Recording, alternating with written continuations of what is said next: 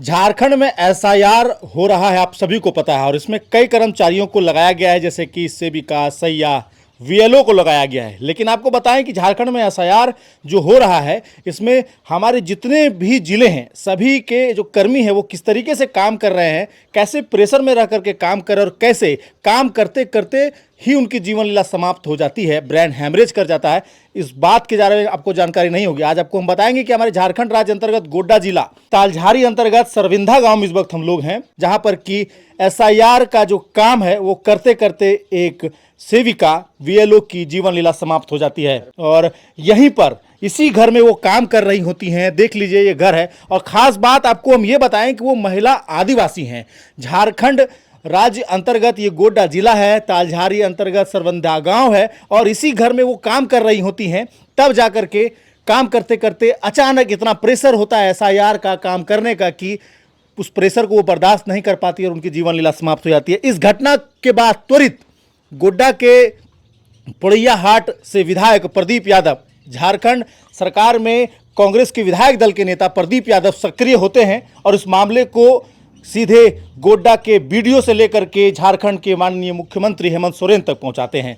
तब जाकर के प्रशासन रेस में आती है और आज इनके घर पर ये भीड़ जो आप देख रहे हैं, ये विधायक के साथ साथ में स्थानीय लोगों की भीड़ है। आपको पता होना चाहिए कि एसआईआर किस तरीके से लोग उसमें काम करते हैं। एक ही बार में वीएलओ को बार बार एक घर पर जाना पड़ता है, कई बार तो घर पर आदमी नहीं मिलते हैं। इस धूप में, इस उमस में जो वीएलओ काम कर रही हैं, जो सेविका काम कर रही है, उनके दर्द आपको हम बताने के लिए आए हैं। उनके जो पुत्र है वो हमारे साथ हैं, इनसे हम लोग बातचीत करते हैं। क्या नाम हुआ आपका? मेरा नाम हुआ रोशन अमरम जी। जिनके साथ ये घटना हुआ उनका क्या नाम हुआ? उसका नाम संजू टुड्डू। क्या हुआ था उस दिन, बता पाइएगा?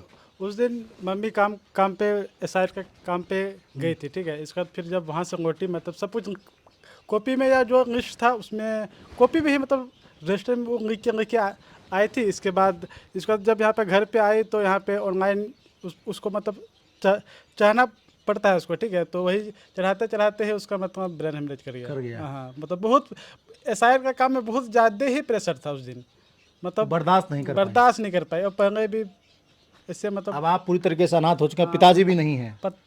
पिताजी भी नहीं है। पिताजी भी हम लोग को 8 महीना 7 महीना जैसे पहले छोड़ के चले गए थे। घर में एक सप्ताह पहले भी देहांत हुआ। हाँ, मेरी दादी का 1 सप्ताह पहले ये घटना हुई थी। हाँ, देख लीजिए दादी का। और आपको बता दें कि प्रदीप यादव अब एक्शन में नजर आ रहे हैं। जी हाँ, वो अब कह रहे हैं कि इनके साथ जो घटना हुआ, इनको तो आप लोग संज्ञान में लीजिए ही, साथ साथ में जितने भी पूरे झारखंड राज्य अंतर्गत जितने भी कर्मी इसमें काम कर रहे हैं उन सब का इंश्योरेंस करवाइए, ताकि अगर वो रास्ते में यहाँ से अपने कार्य क्षेत्र तक जा रहे हैं, उस बीच में अगर उनके साथ कोई दुर्घटना होती है तो उनको इंश्योरेंस मिल सके, उनका इलाज हो सके, उनके परिवार को मुआवजा मिल सके। क्योंकि काम तो आप ले रहे हैं, उसके बदले में आप क्या दे रहे हैं, ये बहुत महत्वपूर्ण है। प्रदीप यादव पूरे एक्शन में है और आपको बता दें कि आज ही उन्होंने घटनास्थल पर पहुंचने के बाद यहाँ के उपायुक्त से बात भी की है और बीडीओ को भी बुलाया है, और साथ साथ में इस पूरे मामले को लेकर के उन्होंने हमारे झारखंड के मुख्यमंत्री हेमंत सोरेन को भी अवगत कराया और उन्होंने भी आश्वासन दिया है कि हम लोग भी इस पर कार्य करेंगे। और आपको बता दें कि इसको लेकर के चुनाव आयुक्त को लेकर के भी उन्होंने लिखने की बात की। हालांकि उन्होंने अपने पैड पर इसकी जानकारी ऊपर तक पहुंचा दी है, चुनाव आयोग तक पहुंचा दी है, और कल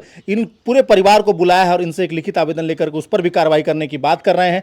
तो आप लोग भी अगर सेविका हैं, सहायिका हैं, बीएलओ और काम कर रहे हैं तो इस खबर को जमकर शेयर करिए और लिखिए जो प्रदीप यादव ने कहा है कि सबको इंश्योरेंस कराना होगा, सबका इंश्योरेंस करना होगा और सबका जो काम है वो भी बांटना होगा। थोड़ा सा अगर एज रिलैक्सेशन मिल जाए तो वो भी ज़्यादा बेहतर होने वाला है। बाकी आप लोग भी अपनी राय प्रतिक्रिया जरूर दीजिएगा। बने रहिएगा हमारे साथ, देखते रहिएगा जिला जवाहर।